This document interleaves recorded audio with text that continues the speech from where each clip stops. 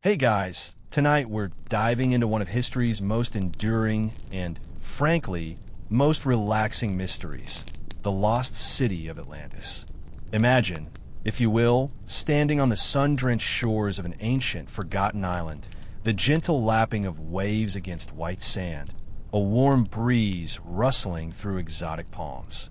You might even catch a faint, ethereal music drifting from the opulent city nestled inland. Now, don't get too comfortable just yet, because while it sounds lovely, you probably wouldn't survive a single day if you actually try to live there without a proper guide. Good thing I'm here to gently walk you through it. So, before you get comfortable, take a moment to like the video and subscribe, but only if you genuinely enjoy what I do here. And as always, let me know where you're listening from and what time it is for you right now. It's always fascinating to see how far these sleepy stories travel. Now, dim the lights, maybe turn on a fan for that soft background hum, and let's ease into tonight's journey together. Our story, or rather, the very first whispers of Atlantis, don't begin with intrepid explorers or weathered maps, but with a rather contemplative philosopher named Plato. Yes, that Plato, the one who probably spent his days pondering perfect forms and annoying his students with endless questions about what truth really is. In his dialogues, specifically the Timaeus and Critias, written around 360 BC, Plato introduces us to this incredible, almost fantastical civilization. You see, he wasn't just pulling this out of thin air, though some historians still argue whether he truly believed in Atlantis as a literal historical place, or if it was merely a clever allegorical device to illustrate his philosophical points about ideal societies and the dangers of moral decline. It's a debate that continues to gently hum in academic circles, much like a distant bumblebee on a summer afternoon. Plato frames the narrative through his character Critias, who recounts a story passed down through his family, originally told by the great Athenian statesman Solon. Solon, during his travels in Egypt, supposedly learned of Atlantis from wise Egyptian priests. Now, if you're picturing Solon sitting in a dusty temple, being lectured by a priest in flowing robes about a lost city, you're not far off. Imagine the flickering oil lamps, the faint scent of incense, and the drone of ancient wisdom washing over him. The priests, apparently, possessed records far older than anything known in Greece at the time. Records detailing a mighty island nation, west of the Pillars of Heracles, which most scholars agree refers to the Strait of Gibraltar. This wasn't just some quaint little island fishing village. Oh no. According to Plato's account, Atlantis was a powerful naval force, an empire that, at its peak, dominated vast swathes of the ancient world. You might think of it as the undisputed superpower of its day, flexing its muscles across the Mediterranean and even into parts of Africa and Europe. It's a concept that would have been quite provocative for Plato's Athenian audience, perhaps a subtle critique of their own imperial ambitions. This island, described as larger than Libya and Asia Minor combined, was not just large. It was a marvel of engineering and natural beauty. It was a place of astonishing resources, a land flowing with, well, not exactly milk and honey, but certainly gold, silver, and a peculiar metal called orichalcum. Plato sets the scene with meticulous detail, almost as if he's trying to lull you into believing every word. He describes a land blessed with fertile plains, abundant forests, and rich mines. It was a place where elephants roamed freely, a detail that might make you pause and wonder about the ancient geography of the Atlantic. Were there really elephants stomping about on an island in the middle of the ocean? Perhaps they were a different kind of elephant, a dreamlike, slightly oversized mammal that would have made for truly majestic, slow-moving scenery. This vision of a technologically advanced yet spiritually pure society, before its inevitable fall, is the foundation upon which the entire legend of Atlantis is built. You can almost feel the gentle hum of its prosperity, the soft glow of its advanced civilization, just before everything goes spectacularly, yet subtly, wrong. As we gently drift further into this ancient tale, let's turn our attention to the physical splendor of Atlantis itself. Imagine a land of breathtaking natural beauty, a truly idyllic island paradise, kissed by perpetual sunshine and caressed by gentle ocean breezes. Plato describes Atlantis as a large, fertile plain centrally located on the island, surrounded by mountains that gently sloped down to the sea. Picture lush, green valleys, fed by crystal-clear rivers tumbling from snow-capped peaks. You might even hear the distant, soothing rush of waterfalls, a natural white noise machine that would have made napping truly irresistible for the Atlanteans. This wasn't just a pretty backdrop. It was a land incredibly rich in natural resources, providing everything its inhabitants could possibly need for a life of comfort and abundance. The climate, too, sounds utterly divine. Not too hot, not too cold, but a temperate, perfect equilibrium, allowing for 2 harvests a year. Think of it. You could grow your summer crops, then turn right around and plant for a winter yield, all without breaking much of sweat. No harsh winters biting at your nose, no sweltering summers making you long for air conditioning. It sounds like the kind of place where you'd wake up naturally, well-rested, to the soft chirping of exotic birds rather than an insistent alarm clock. This ideal climate wasn't just good for agriculture. It also fostered a remarkable biodiversity. Plato mentions a wide variety of animals, both wild and domesticated, thriving in this gentle environment. And yes, those elephants we briefly touched upon earlier, they were supposedly quite at home here, perhaps used for leisurely rides through the verdant plains, their slow, rhythmic steps acting as a sort of ancient, living lullaby. Now here's where the Atlanteans really outdid themselves, blending natural beauty with ingenious engineering. The capital city of Atlantis was a marvel, built in a series of concentric rings. Imagine a central island, a little like a bullseye, surrounded by alternating rings of land and water, each ring separated by canals. These canals weren't just for show, they were deep enough for ships to navigate, allowing direct access from the sea right into the heart of the city. You could essentially park your enormous Atlantean yacht practically at your doorstep, which, let's be honest, sounds rather convenient, if a touch extravagant. Historians still argue whether such a complex hydraulic system could have been built with ancient technology, or if it implies a level of scientific knowledge far beyond what we typically attribute to that era. It's a delightful puzzle to ponder as you drift off. The land rings were further fortified by walls, each covered in different metals. The outermost wall was coated in brass, giving it a warm, inviting glow. The next was tin, offering a silvery gleam. And the innermost wall, encircling the central island, was adorned with the elusive orichalcum, which shimmered with a fiery red light. Picture this. On a clear day, the sun reflecting off these metallic walls, creating a dazzling, kaleidoscopic display that would surely make any modern city planner green with envy. It sounds like something straight out of a particularly ambitious theme park design, but on a scale that beggars belief. Bridges connected these concentric land rings, allowing for easy passage between the different sections of the city. These weren't just utilitarian bridges. They were grand, ornate structures befitting the splendor of Atlantis.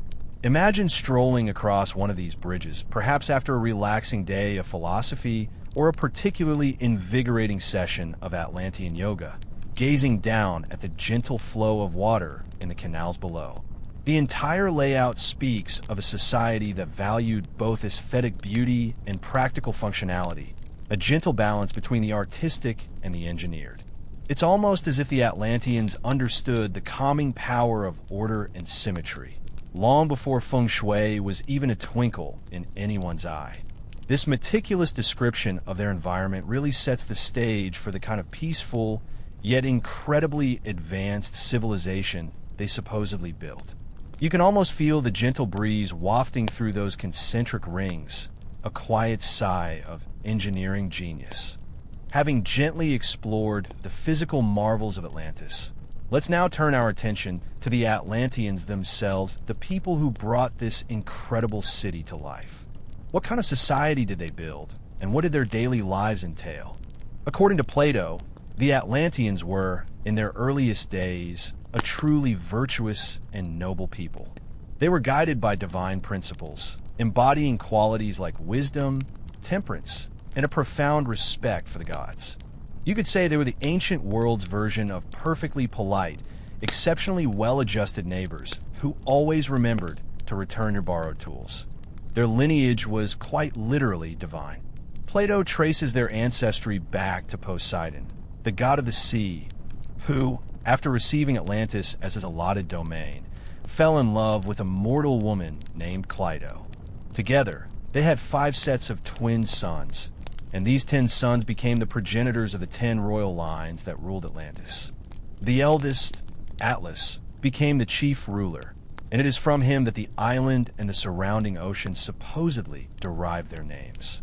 Imagine being able to trace your family tree back to a literal god. That's quite the dinner party conversation starter, isn't it?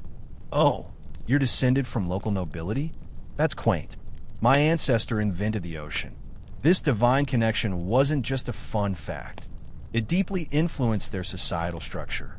The 10 kings ruled their respective districts with wisdom and justice, bound by a shared code of laws and a mutual respect for the overarching principles laid down by Poseidon himself.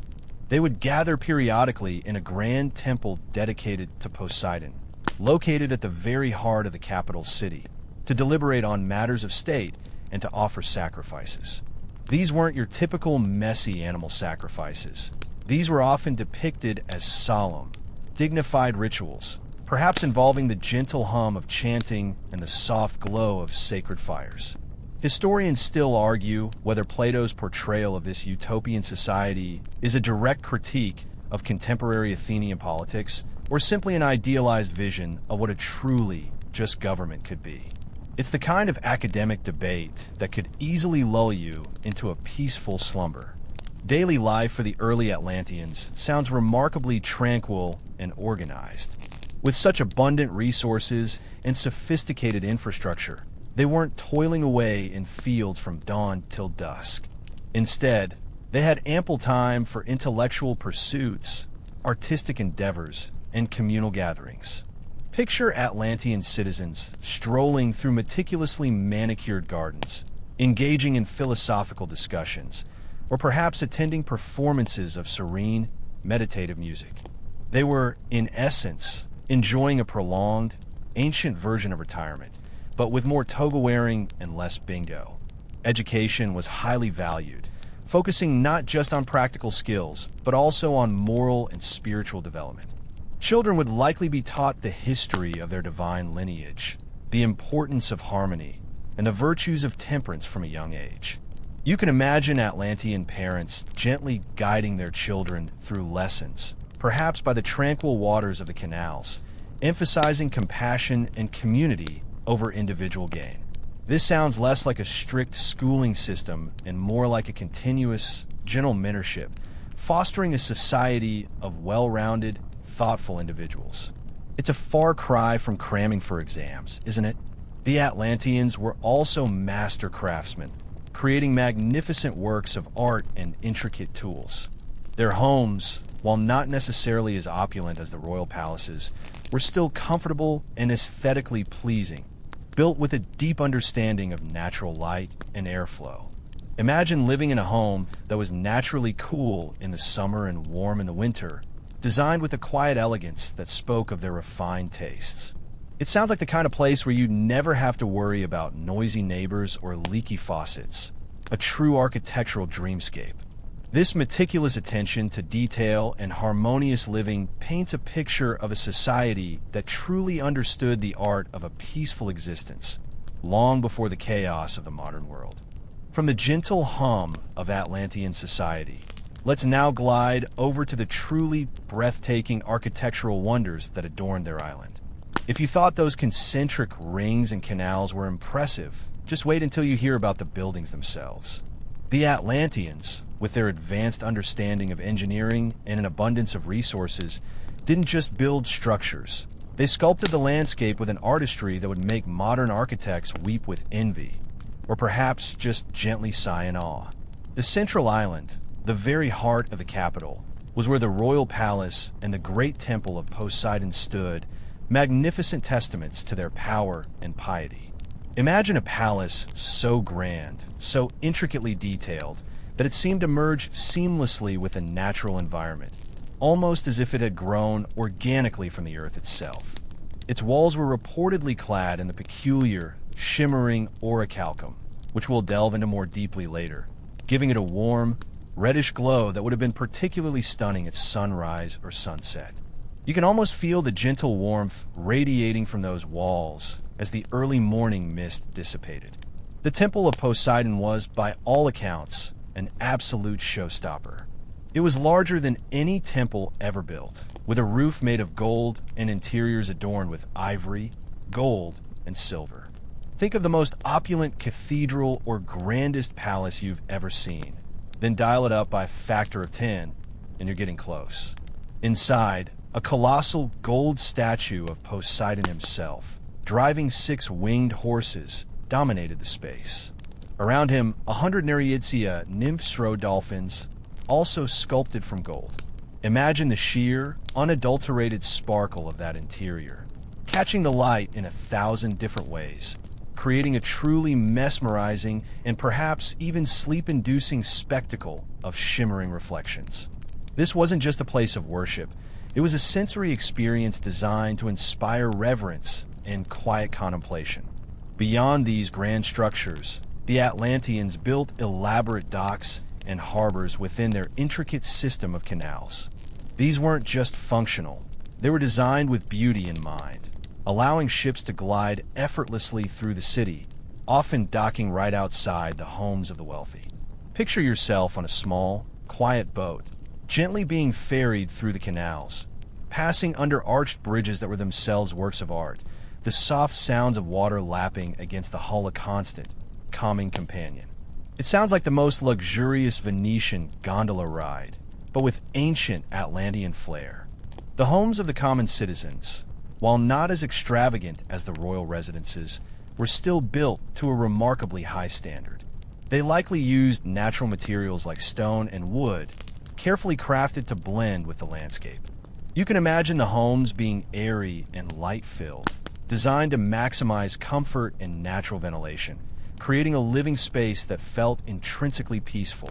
Perhaps they had soft, woven mats on the floors and quiet, bubbling fountains in their courtyards, further enhancing the sense of tranquility. Historians still argue whether the detailed descriptions of Atlantean architecture in Plato's dialogues are entirely speculative, or if they draw inspiration from real ancient structures known to the Greeks. It's a delightful thought to consider. Was Plato describing something he truly believed existed, or was he just really good at architectural daydreaming? Even their public spaces, like their baths and gymnasiums, were designed with a keen eye for aesthetics and comfort. Imagine public baths fed by natural hot springs, offering soothing mineral waters for relaxation and rejuvenation. These weren't just places for hygiene. They were social hubs, places for gentle conversation, quiet contemplation, and perhaps even a bit of light philosophical debate, all while soaking away the stresses of the day. The Atlanteans clearly understood the importance of wellness and tranquility, long before the modern spa industry caught on. This level of meticulous planning and harmonious construction truly made Atlantis a city of dreams, a place where every aspect of life seemed to be infused with a sense of serene beauty. After luxuriating in the architectural grandeur of Atlantis, let's bring our focus down to Earth, or rather, to the surprisingly mundane rhythms of daily life for your average Atlantean citizen. While the city itself was a marvel, the people living within it still had routines, chores, and simple pleasures, much like you and I. Though, perhaps with a bit more mystical influence and significantly fewer emails. Imagine waking up in an Atlantean home. The sun would likely filter gently through open windows, perhaps illuminating intricately woven tapestries or simple, elegant pottery. Your morning routine might involve a trip to a nearby communal spring for fresh water, perhaps a gentle stroll through one of the city's many public gardens, or even a quiet meditation session by a gurgling fountain. This wasn't a frantic scramble to get ready for a commute. It was a more deliberate, unhurried start to the day, allowing for moments of quiet reflection. There wouldn't be any blaring alarm clocks, just the gentle chirping of exotic birds and the soft rustle of leaves. Food in this abundant paradise would have been a delightful affair. With fertile plains and a perfect climate, a wide variety of fruits, vegetables, and grains would have been readily available. Picture plump grapes, sweet figs, and crisp olives gracing every table. The Atlanteans likely enjoyed a largely vegetarian diet, supplemented by fish from the surrounding oceans and perhaps some domesticated animals. Meals would be communal affairs, shared with family and friends, fostering a strong sense of community. Imagine long, leisurely meals, punctuated by quiet conversation and the occasional burst of gentle laughter, rather than rushed, solitary eating. You probably wouldn't have found any fast food drive-thrus in Atlantis, and honestly, that sounds incredibly peaceful. Their work, too, seems to have been less about drudgery and more about purpose. With advanced technology and abundant resources, many basic needs were likely met with ease. This freed up Atlanteans to pursue crafts, arts, and intellectual endeavors.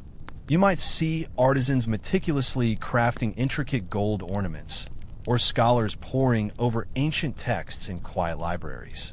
Perhaps some would be tending to the elaborate canal systems, ensuring the gentle flow of water, a task that likely felt more like a meditative practice than a laborious chore. Historians still argue whether Plato's idealized descriptions of their daily life were meant to be literally interpreted or if they were a symbolic representation of a society freed from the burdens of manual labor by its advanced knowledge and divine blessings. It's a lovely notion to contemplate as you drift further into relaxation. Even their leisure activities sound incredibly calming. Instead of bustling marketplaces filled with noisy hawkers, perhaps they had quiet forums for philosophical debate, or serene open-air theaters for poetic recitations.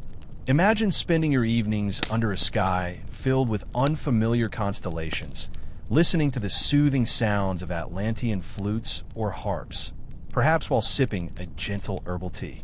There would be no urgent deadlines, no frantic rushing, just a steady, peaceful rhythm to their days and nights. Clothing, too, would reflect their gentle nature, simple, flowing garments made from natural fibers, perhaps dyed with soft, earthy tones derived from local plants. Comfort and elegance, rather than ostentation, would be the guiding principles. You can almost feel the soft fabric against your skin, a whisper-light touch that would encourage restful slumber. This vision of Atlantean daily life paints a picture of a society that truly mastered the art of slow living, long before it became a trendy concept, proving that peace and prosperity can indeed go hand in hand, even in a bustling metropolis. Now, let's turn our attention to one of the most intriguing and perhaps most perplexing elements of Atlantean lore, the mysterious metal known as orichalcum. If you've been imagining walls shimmering with a fiery red glow, that was courtesy of this very peculiar substance. Plato describes it not just as a metal, but as a material that was highly prized, second only to gold in value, and found only in Atlantis. Imagine having a precious resource that only your island possessed. Talk about a unique selling proposition. The very word orichalcum itself has a bit of a dreamy, ancient ring to it. It roughly translates from Greek as mountain copper or gold copper, suggesting a reddish or golden hue. Plato specifically notes its fiery gleam, which could imply a natural luminescence or a particularly reflective quality when polished. Picture this, a metal that seems to pulse with an inner light, almost alive, used to adorn their grandest buildings and even, perhaps, their most important tools. It sounds less like a typical and more like something straight out of a fantasy novel, doesn't it? So what exactly was orichalcum?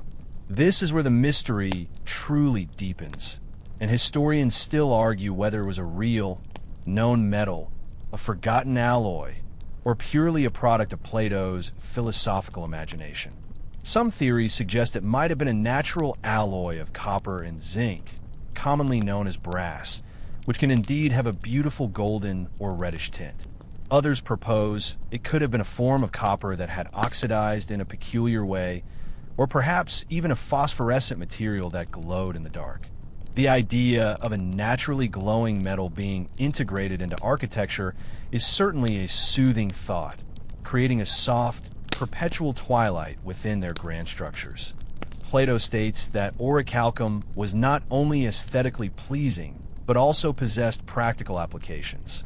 It was used to cover the outer walls of the temple of Poseidon, suggesting its durability and resistance to the elements. Imagine a metal that never tarnished, never corroded, always maintaining its vibrant, fiery gleam.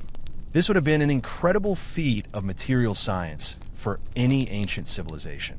It makes you wonder if they had some secret alchemical processes, a quiet, almost meditative process of metalworking that yielded these extraordinary results. Beyond architectural ornamentation, some interpretations suggest orichalcum might have been used in Atlantean technology. While Plato doesn't explicitly detail this, the idea of an advanced civilization having a unique and powerful material opens up all sorts of possibilities. Perhaps it was used in devices that harnessed energy or in tools that possessed unusual properties. You can almost envision Atlantean craftspeople quietly shaping this luminous metal, their movements precise and unhurried, as if guided by the very essence of the material itself. A quirky tidbit, some later esoteric traditions even linked orichalcum to psychic energy or vibrational healing, further adding to its mystical allure, though of course, Plato made no such claims. The enigma of orichalcum remains a quiet hum in the background of the Atlantis story. Was it a real discovery by an advanced people, or a poetic flourish by a philosopher seeking to emphasize the extraordinary nature of his lost city? The gentle uncertainty surrounding this metal only adds to the allure of Atlantis, making it a perfect subject for contemplation as you drift closer to sleep. It's a subtle reminder that even in the most detailed descriptions, some of the most fascinating elements remain beautifully, tantalizingly unexplained. Having pondered the shimmering mystery of orichalcum, let's now consider the more grounded, yet equally fascinating, aspect of Atlantean society, their system of governance and laws. You might imagine a divine lineage would lead to a perfect, effortless rule, but even gods and their descendants need a framework for orderly living. The Atlanteans, in their golden age, certainly understood the art of a well-structured, quietly effective government. At the apex of their political structure were the 10 kings, descendants of Poseidon's sons, who ruled their respective districts.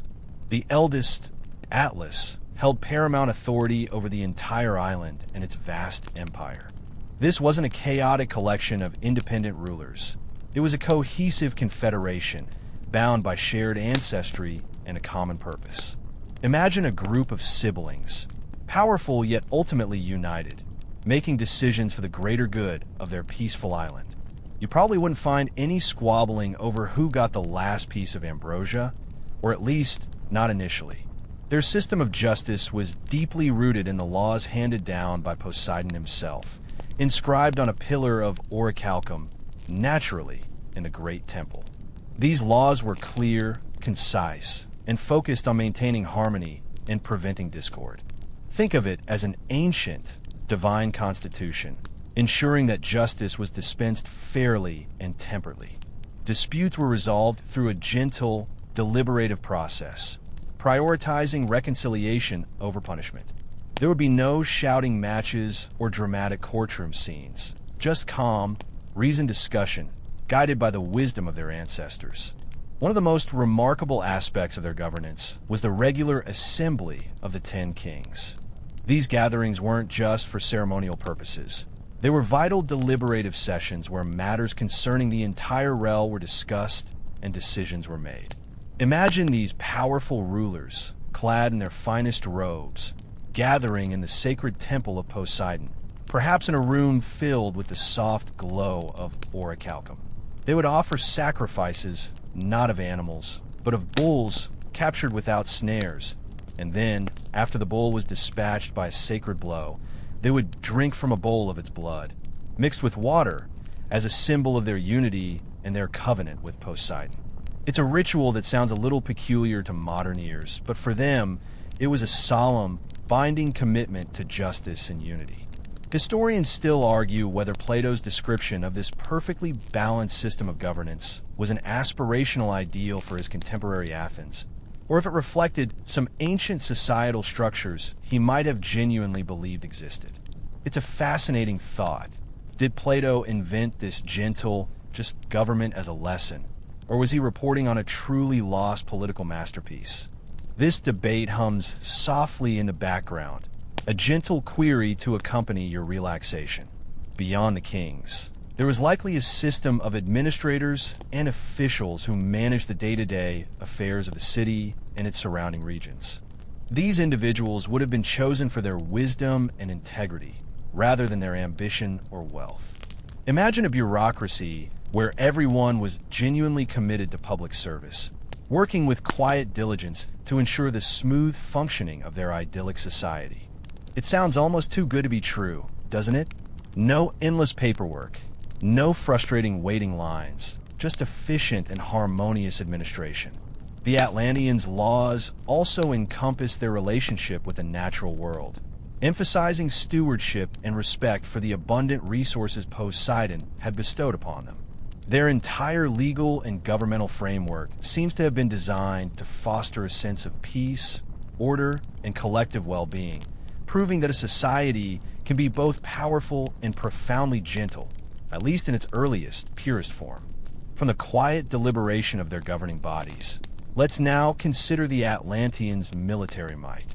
You might be picturing legions of fierce warriors clashing in epic battles, but in their golden age, the Atlantean approach to power was, surprisingly, one of gentle, yet formidable strength. They were a powerful naval force, an empire that, as Plato tells us, extended its influence far and wide, but their military was primarily a tool for defense and projecting their authority, rather than for aggressive conquest. Imagine Atlantean ships, perhaps propelled by serene, rhythmic, or strokes, or even some forgotten form of ancient propulsion, gliding gracefully across the ocean. These weren't crude vessels. They were likely masterpieces of naval architecture, built for speed and stability, perhaps adorned with the subtle gleam of orichalcum. Their fleet would have been vast, capable of transporting large numbers of soldiers and supplies across impressive distances. You can almost hear the soft creak of timbers and the gentle splash of waves against the hull as their silent armada approached a distant shore. The Atlantean army, too, would have been highly disciplined and well-equipped, though not necessarily brutish or overtly aggressive. Their strength lay in their organization, their advanced weaponry, and their sheer numbers. Plato implies they had a standing army of considerable size, with each of the 10 districts contributing a certain quota of soldiers, chariots, and horses. Picture disciplined ranks of Atlantean warriors, their armor perhaps subtly gleaming with the unique Atlantean metals, moving with quiet precision. This wasn't a military driven by bloodlust, but by a calm, strategic understanding of power. Their tactical approach would have been methodical and efficient, aiming to achieve objectives with minimal fuss and maximum impact. They wouldn't have engaged in prolonged, messy sieges if a more elegant solution presented itself. Instead, imagine well-coordinated maneuvers, precise strikes, and a focus on overwhelming force through superior planning rather than brute aggression. This quiet competence would have instilled both respect and a healthy dose of fear in any potential adversaries. However, historians still argue whether Plato's portrayal of their military strength was entirely literal or if it served as a narrative device to illustrate the dangers of unchecked power and ambition, even for a divinely blessed people. Was this military truly a force for gentle order, or did it subtly hint at the seeds of their eventual downfall? This quiet academic debate can certainly help you ponder the nuanced nature of ancient power. Despite their formidable capabilities, the early Atlanteans were not depicted as warmongers. Their strength was a deterrent, a means to maintain peace and enforce their established order. They sought to spread their influence through trade and cultural exchange, backed by the implicit understanding that they possessed the means to defend their interests. You can imagine Atlantean merchant ships sailing alongside their naval escorts, ensuring safe passage and fostering quiet prosperity across their vast trading networks. Even their training methods for soldiers would have been meticulous and disciplined, focusing on precision and technique rather than raw aggression. Perhaps they practiced their drills in serene, open fields. The only sounds the soft thud of marching feet and the gentle swish of practice weapons. They understood that true military prowess wasn't about shouting and bravado, but about quiet competence and unwavering resolve. This gentle yet powerful presence allowed Atlantis to maintain its vast empire, not through constant conflict, but through an aura of calm, undeniable authority. As we gently sail further into the narrative of Atlantis, let's explore its most magnificent period, the Golden Age. This wasn't just a brief moment of prosperity, but a sustained era of unparalleled flourishing, a time when the Atlanteans truly embodied their divine heritage and lived in remarkable harmony. Imagine an entire civilization living in a state of quiet contentment, where innovation and enlightenment were the gentle currents guiding their days. During this golden age, Atlantis was a beacon of progress and wisdom. Their advancements weren't just in architecture or military might. They extended to every facet of life. Picture scholars making profound discoveries in astronomy, their quiet observations of the night sky leading to a deeper understanding of the cosmos. Or perhaps physicians developing gentle, holistic healing practices using the abundant natural resources of their island to promote wellness. This wasn't a frantic race for breakthroughs, but a calm, methodical pursuit of knowledge driven by genuine curiosity. Their culture, too, reached its zenith. The arts flourished, not with boisterous displays, but with a serene elegance. Imagine Atlantean musicians composing melodies so soothing they could lull even the most restless spirit to sleep, or artists creating sculptures that seemed to capture the very essence of tranquility. Their philosophy emphasized moderation, balance, and a deep respect for the natural world. Conversations would likely be calm and insightful, focusing on the pursuit of wisdom rather than trivialities or gossip. It sounds like the kind of place where mindful living was simply living.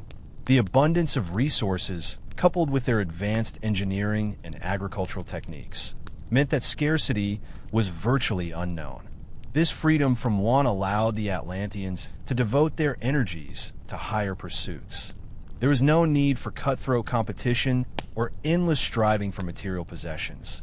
Instead, their society fostered a sense of communal well-being, where everyone had enough, and generosity was a natural inclination. You can almost feel the gentle hum of prosperity emanating from the island, a quiet assurance that all needs would be met. Historians still argue whether Plato's portrayal of this utopian golden age was an idealized allegory meant to critique the moral failings of his own time, or if it drew upon fragmented oral traditions of a truly prosperous ancient civilization. It's a question that can gently drift in your mind, much like a feather on a soft breeze, as you consider the possibilities. Even their relationships with other cultures during this period were characterized by a quiet, confident diplomacy. While they possessed a formidable military, their primary mode of interaction was trade and cultural exchange. They shared their knowledge and resources, subtly spreading their influence through peaceful means rather than brute force. Imagine Atlantean envoys, radiating calm wisdom, engaging in respectful dialogue with leaders from distant lands, fostering alliances through mutual benefit rather than coercion. This was a time when the Atlanteans truly embodied the virtues instilled by their divine ancestors. Their wisdom was profound, their justice impartial, and their lives characterized by a quiet contentment. They were a people who understood the delicate balance between progress and harmony, a society that had seemingly achieved the elusive state of perfect equilibrium. It's a beautiful vision, isn't it? A civilization that had everything and used it not for conquest, but for quiet flourishing. This gentle stability was the hallmark of their golden age, a serene zenith before the subtle shift in their collective character began to take hold. The golden age, however, was not destined to last forever. As we gently move forward in our story, we arrive at a crucial, yet subtle, turning point, the period of shifting values. This wasn't a sudden, dramatic downfall, but a gradual, almost imperceptible erosion of the very virtues that had made Atlantis so magnificent. Imagine a slow, creeping mist subtly obscuring the radiant light of their original principles. Plato tells us that for many generations, the Atlanteans held true to their divine heritage. They possessed a deep spiritual purity, an understanding that true wealth lay not in material possessions, but in wisdom, temperance, and harmonious living. They were content with their moderate fortunes, viewing virtue as the greatest treasure. You might think of it as a society perpetually on a low-key spiritual retreat, always seeking inner balance. But over time, and with the passage of generations, the divine spark within them began to fade. The mortal nature, with its inherent susceptibility to greed and ambition, started to gain the upper hand. Imagine a gentle breeze, slowly, almost imperceptibly, turning into a more insistent gust. The Atlanteans began to lose sight of their original purpose, their minds slowly becoming clouded by avarice and power. They started to crave what they did not have, rather than appreciating the abundant blessings they already possessed. This shift manifested in various ways. Their once modest homes began to give way to increasingly opulent, even garish displays of wealth. The quiet elegance of their architecture was replaced by a more ostentatious grandeur, driven by a desire to impress rather than to inspire. You can almost picture the subtle changes. Perhaps the orichalcum started to be seen more as a status symbol than a sacred material, losing its mystical allure in the eyes of a people increasingly focused on earthly desires. Their governance, too, started to drift from its pure foundations. While the 10 kings still met in the temple, the focus of their deliberations subtly shifted from communal well-being to the expansion of their empire and the accumulation of greater power. The gentle diplomacy that characterized their golden age was gradually replaced by a more assertive, even aggressive, foreign policy. Historians still argue whether this moral decay was an inevitable consequence of prolonged prosperity, a subtle lesson Plato was imparting about the dangers of unchecked materialism, or simply a literary device to set the stage for their eventual downfall. It's a quiet debate that can continue to softly echo in your mind. Even their daily routines, once filled with peaceful contemplation and artistic pursuits, likely became more focused on acquiring and consuming. The gentle sounds of philosophical debate might have been overshadowed by the clinking of coins or the bustling of marketplaces. There was no sudden revolt or dramatic societal collapse. It was a slow, quiet erosion, like water wearing away stone, imperceptibly changing the very essence of their civilization. This period of shifting values is a crucial part of the Atlantis narrative because it provides the moral justification for what is to come. It's a gentle warning, a subtle reminder that even the most blessed societies can fall if they stray from their core principles. The Atlanteans, once content with their harmonious existence, began to lose their way, lured by the siren song of excessive wealth and unchecked ambition. This quiet deviation set the stage for the dramatic, yet inevitable, unfolding of their destiny. With the Atlanteans now subtly, almost imperceptibly, straying from their virtuous path, our story glides towards the next inevitable phase, divine displeasure. You see, the gods, especially Poseidon, who had so generously bestowed Atlantis upon his descendants, weren't oblivious to this creeping moral decay.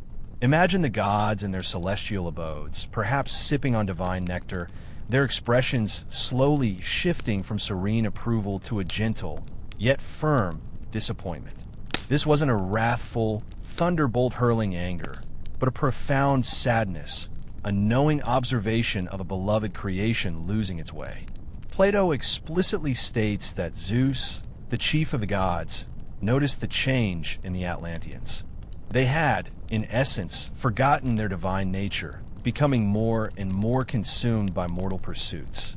Their hearts, once pure and guided by wisdom, were now filled with injustice and avarice. Think of it like a beautiful garden that slowly starts to wither, not from a sudden blight, but from neglect and a shift in the gardener's focus. The gods, in their infinite wisdom, understood that this shift in values would inevitably lead to further transgressions, a slow slide into complete moral bankruptcy. It wasn't that the Atlanteans were committing overtly horrific acts, at least not initially. It was a more insidious corruption, a subtle turning away from the principles of temperance and justice that had once defined them. They began to use their immense power not for the common good, but for self-aggrandizement and the subjugation of others. Their vast empire, once a testament to their gentle influence, started to feel more like a heavy burden, a symbol of their growing ambition. Historians still argue whether Plato intended this divine judgment as a literal event, or as a metaphor for the natural consequences of societal decay, where unchecked power inevitably leads to its own undoing. It's a gentle philosophical puzzle to consider as you drift off to sleep. Zeus, observing this moral decline, decided that something had to be done, not out of malice, but out of a cosmic sense of balance and justice. He convened an assembly of the gods, a solemn gathering on their highest peaks, to deliberate the fate of Atlantis. Imagine the most powerful beings in the cosmos, seated in quiet contemplation, the weight of a civilization's destiny resting gently upon their collective shoulders. There would be no shouting or dramatic outbursts, just the soft murmur of divine counsel. The purpose of this divine intervention wasn't annihilation for its own sake. It was a corrective measure, a way to remind the Atlanteans of their origins and their forgotten virtues, or, failing that, to prevent their corruption from spreading further and poisoning other civilizations. It was a cosmic reality check, a gentle nudge, albeit one with catastrophic consequences for the island itself. You can almost feel the gentle shift in the cosmic winds, signaling an impending change, a rebalancing of the scales. This divine displeasure serves as a profound moral lesson within Plato's narrative.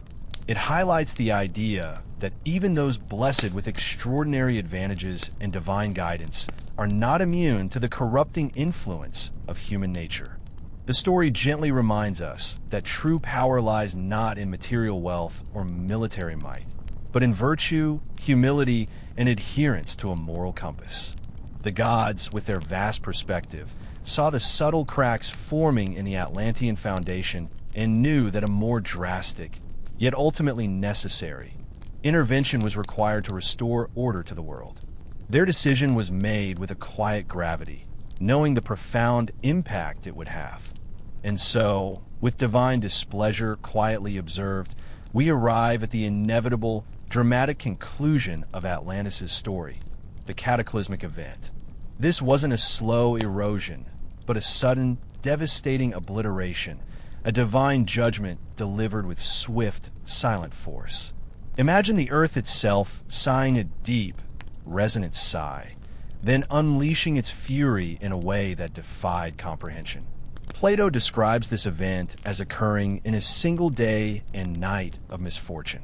Picture a night when the stars, usually a comforting backdrop, seem to flicker with an ominous intensity. The ground beneath the Atlanteans' feet, once so stable and familiar, would begin to tremble, not with a gentle tremor, but with a deep, unsettling groan that reverberated through the very foundations of their magnificent city. This wasn't just an earthquake. It was an event of unprecedented scale, orchestrated by the forces of nature itself. The seismic activity would have been accompanied by immense floods.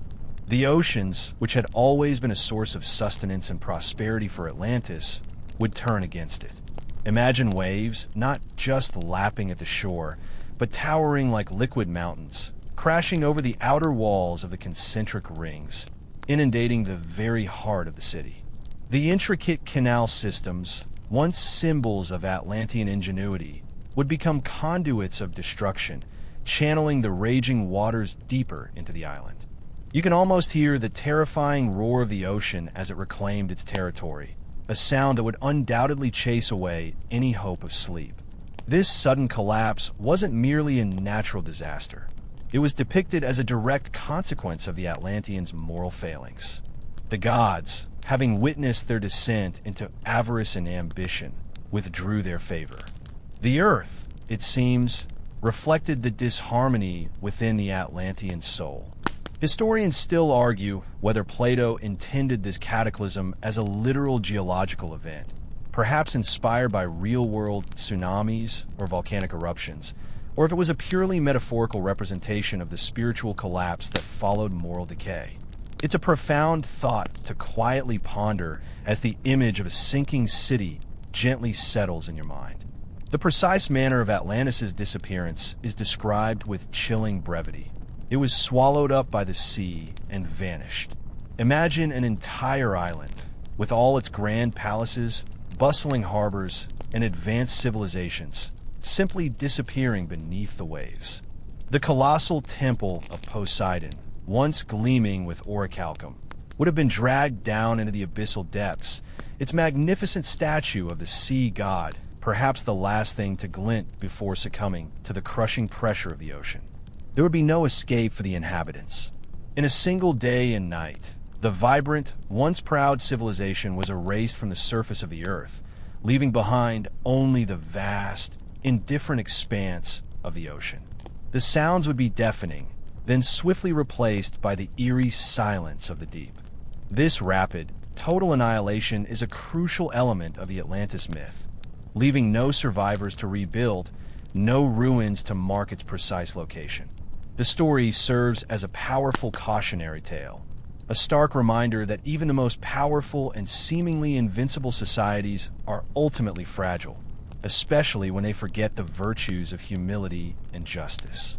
The swiftness and totality of Atlantis' destruction underscore the severe consequences of divine displeasure, or, if you prefer, the natural consequences of losing one's moral compass. This final, dramatic act seals the fate of Atlantis, transforming it from a thriving empire into an enduring, tantalizing mystery, forever lost beneath the waves. With Atlantis swallowed by the sea, its story didn't simply vanish into the depths with it. Instead, the whispers of its existence began to travel, quietly echoing through the ages. This is the fascinating part of the narrative. How the tale of the lost city of Atlantis survived, becoming a persistent hum in the background of human history. Our primary source, of course, remains Plato. He wrote down the account in his dialogues, primarily Timaeus and Critias. But where did he get this story? As we gently recalled earlier, Plato attributes it to his ancestor Solon, who supposedly heard it from Egyptian priests. Imagine these ancient priests, keepers of millennia of knowledge, recounting a story so ancient it predated even Greek civilization. The idea of oral traditions, passed down from generation to generation, like a softly spoken bedtime story across countless centuries, is quite a soothing thought. Now, whether the Egyptian priests had actual records, or if the story was a powerful myth woven into their own historical tapestry, is another delightful puzzle that historians still argue about. Did they have secret papyri detailing a lost civilization? Or were they simply masterful storytellers, providing Solon with a narrative that resonated deeply with his own philosophical inquiries about ideal societies? The gentle uncertainty surrounding the origin of the tale only enhances its allure, leaving ample room for imagination to drift. From Plato, the story spread, not as a concrete historical fact, but as a compelling legend. For centuries, it remained a philosophical curiosity, a literary device for discussing utopian ideals and the dangers of hubris. Ancient thinkers like Aristotle, a student of Plato's, dismissed it as fiction, considering it a work of creative imagination rather than historical truth. You can almost hear Aristotle, calmly but firmly, explaining to his students that some stories are just stories, no matter how well told. Yet, despite this early skepticism, the legend persisted. It was the kind of tale that captivated the mind, hinting at grand possibilities and lost knowledge. Imagine scholars in ancient libraries, poring over Plato's texts, perhaps sketching maps in the margins, subtly trying to pinpoint this elusive island. The idea of a vanished, technologically advanced civilization held an intrinsic appeal, a quiet fascination that transcended mere historical inquiry. The concept of a drowned land, a lost paradise, also resonates deeply with universal human myths. Many cultures around the world have flood narratives or tales of lost civilizations, suggesting a collective human memory of cataclysmic events or a shared longing for a simpler, purer past. The story of Atlantis, therefore, tapped into something primal, something deeply embedded in the human psyche, giving it a quiet power that ensured its survival. It wasn't widely debated as a literal historical place for a long time after Plato. It gently slept in the realm of philosophical allegory. But the seed was planted, a tiny, resilient seed of a lost world, waiting for the right conditions to sprout into a full-blown obsession.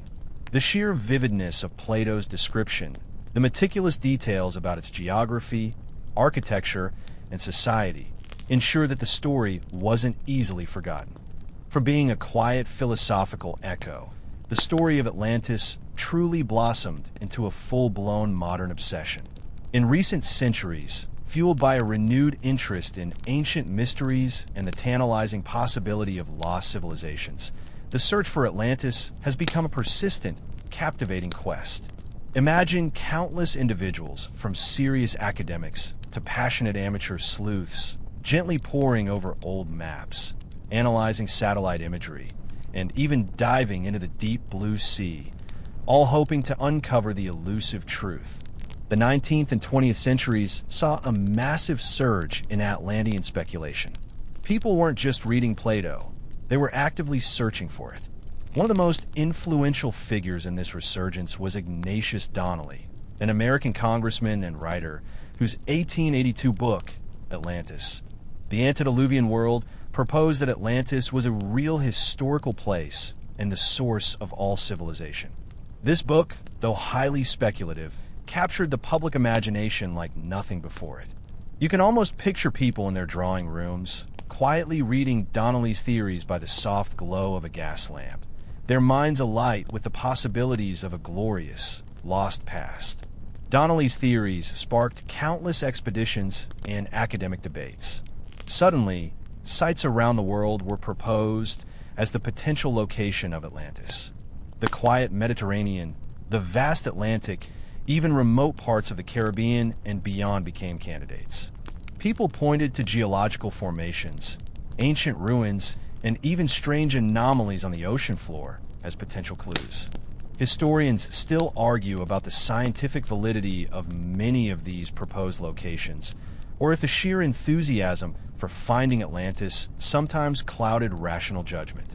It's a delightful, ongoing academic murmur, a gentle reminder that even the most serious minds can be captivated by a good mystery. The development of new technologies, like advanced sonar and deep-sea submersibles, further fueled the search. Imagine scientists in dimly lit control rooms, gazing at screens displaying the silent, dark contours of the ocean floor, hoping to glimpse something, anything, that resembled a submerged city. The sheer scale of the ocean, however, makes finding a needle in a cosmic haystack seem easy. Yet, the hope persists, a quiet, unwavering beacon for those who believe. Popular culture, too, embraced the Atlantis myth with open arms. Books, films, and television shows have depicted Atlantis in countless ways, often as a technologically advanced civilization with crystal power, flying machines, and benevolent inhabitants. These fictional portrayals, while far from Plato's original account, have further cemented Atlantis in the collective consciousness as the quintessential lost paradise, a symbol of forgotten wisdom and hidden wonders.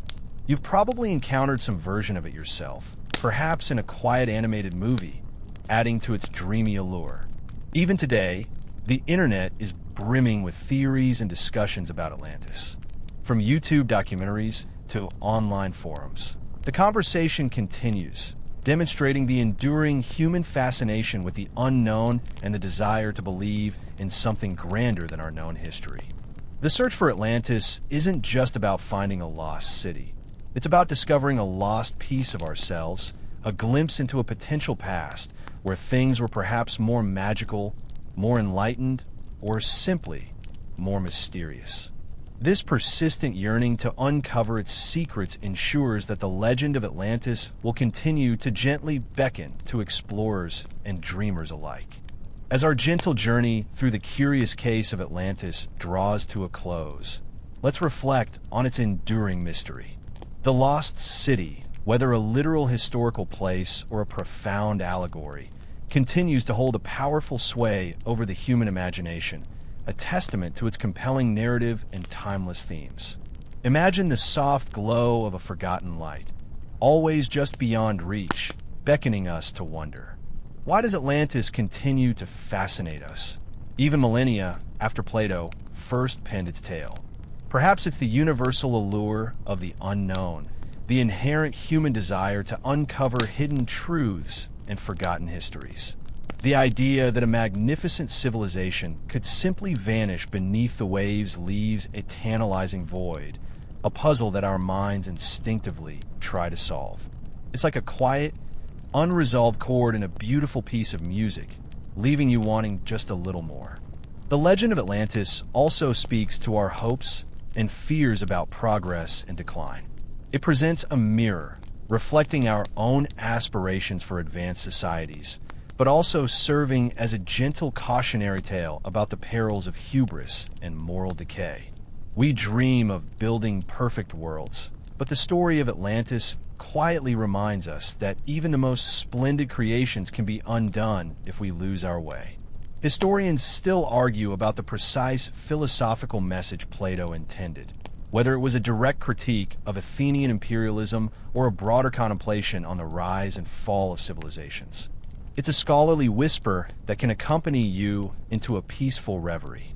Moreover, the Atlantis story provides a canvas for our collective imagination. For archaeologists, it's the ultimate undiscovered site, a whispered promise of unparalleled finds.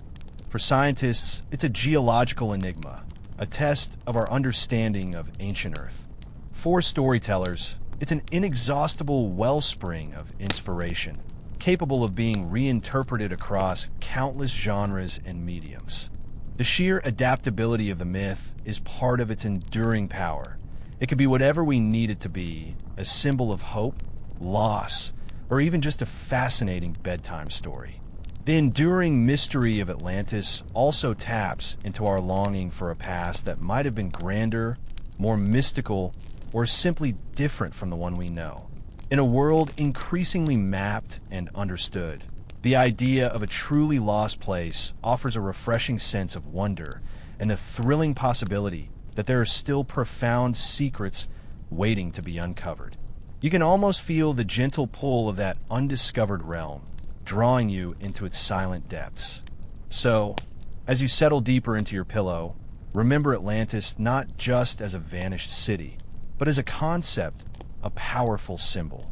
It represents the fragility of even the greatest achievements, the importance of virtue, and the boundless capacity of the human mind to dream and to question.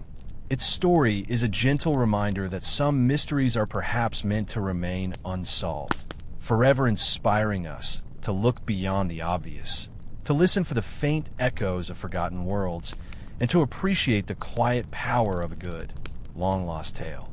The sounds of the ocean are now fading, the ancient city settling deeper into its watery slumber. The orichalcum's glow has dimmed to a soft, barely perceptible shimmer in the deepest dark. Allow the whispers of Atlantean philosophers and the gentle lapping of mythical waves to carry you further into a peaceful night. You are safe now, cradled by the quiet grandeur of history's most fascinating, yet ultimately calming, enigma. Let the mysteries of the deep guide your dreams, a quiet drift into oblivion. where forgotten cities rest in timeless peace.